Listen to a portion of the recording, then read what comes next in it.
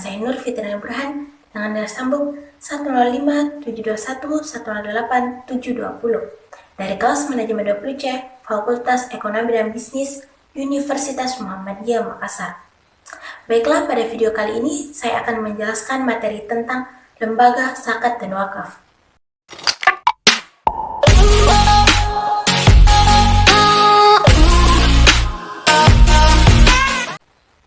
Pengertian zakat. Zakat berasal dari kata saka yang berarti suci, baik, berkah, tumbuh, dan berkembang. Jadi, zakat adalah bagian tertentu dari harta yang wajib dikeluarkan oleh setiap muslim apabila telah mencapai syarat yang telah ditetapkan. Dinamakan zakat sebab di dalamnya terkandung sebuah harapan untuk memperoleh sebuah berkah, membersihkan jiwa, dan memupuk kebaikan. Fungsi lembaga zakat. Fungsi lembaga zakat adalah untuk mendistribusikan dana zakat infak dan sedekah yang dikumpulkan atau diterima dari masakin oleh lembaga zakat yang kemudian akan disalurkan kepada orang-orang yang berhak menerimanya, atau yang biasa kita sebut dengan kata mustahik. Tujuan lembaga zakat. Tujuan lembaga zakat ada 3. Yang pertama, meningkatnya daya guna zakat. Yang kedua, meningkatkan pelayanan dalam menunaikan zakat sesuai dengan tuntutan zaman. Dan yang terakhir atau yang ketiga yaitu meningkatnya fungsi dan peran peranata keagamaan dalam upaya mensejahterakan masyarakat dan keadilan sosial. Manfaat lembaga zakat. Adapun manfaat lembaga zakat, yang pertama adalah mempermudah musakin dalam membayar zakat. Yang kedua yaitu melahirkan atau mempererat tali persaudaraan antara muslim. Yang ketiga, menghindarkan diri dari sikap takabur. Dan yang terakhir adalah melahirkan solidaritas berkehidupan bermasyarakat. 8 golongan penerima zakat. Dalam Quran Surat At-Taubah ayat 60, telah ditetapkan dan telah dijelaskan bahwa ada 8 golongan orang-orang yang dapat membayar zakat.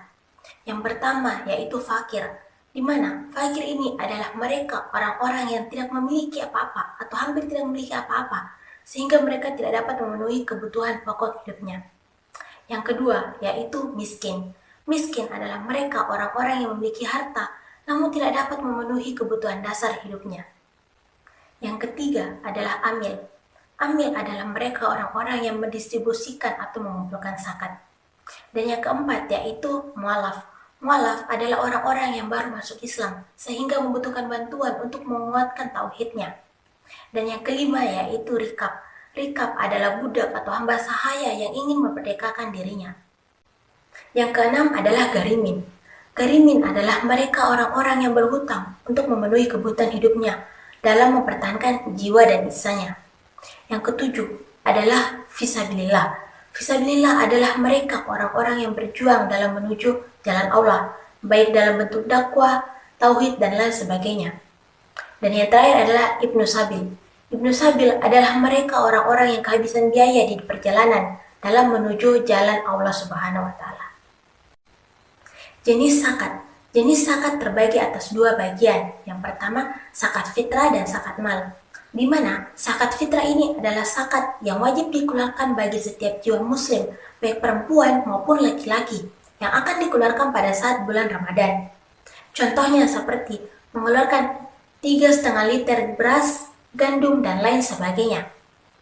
Adapun syarat zakat fitrah, yang pertama harus beragama Islam, yang kedua masih hidup pada saat bulan Ramadan, dan ketiga adalah memiliki kelebihan pokok atau memiliki kelebihan bahan pokok pada malam harinya dan pada saat hari raya Idul Fitri. Sedangkan zakat mal adalah zakat yang dikenakan atas segala jenis harta, tetapi secara sat ataupun secara perolehannya tidak bertentangan dengan ketentuan agama. Adapun contoh zakat mal lainnya yaitu yang pertama zakat emas, perak ataupun logam lainnya, yang kedua zakat atas uang atau surat berharga lainnya, yang ketiga zakat perniagaan, yang keempat adalah zakat pertanian, perkebunan, dan kehutanan, yang kelima adalah zakat peternakan dan perikanan. Lembaga zakat yang ada di Indonesia. Sebenarnya ada banyak lembaga zakat yang ada di Indonesia, tapi pada video kali ini saya hanya akan membahas 4 badan zakat yang ada di Indonesia.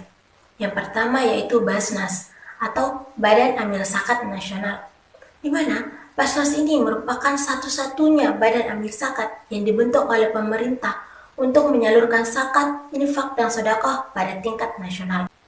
Yang kedua adalah Lasismu atau Lembaga Amil Zakat Muhammadiyah, di mana Lasismu ini adalah sebuah institusi pengolah zakat tingkat nasional yang bergerak dalam bidang pemberdayaan masyarakat melalui pendayagunaan yang produktif. Yang ketiga yaitu Dompet Duafa Republika, yaitu salah satu lembaga yang mengangkat harkat sosial kemanusiaan kaum duafa melalui dana siswaf, yaitu zakat, infak, sedekah, dan wakaf. Yang terakhir yaitu Inisiatif Zakat Indonesia, yaitu untuk membangun lembaga zakat yang otentik yang sesuai dengan tujuan syariah.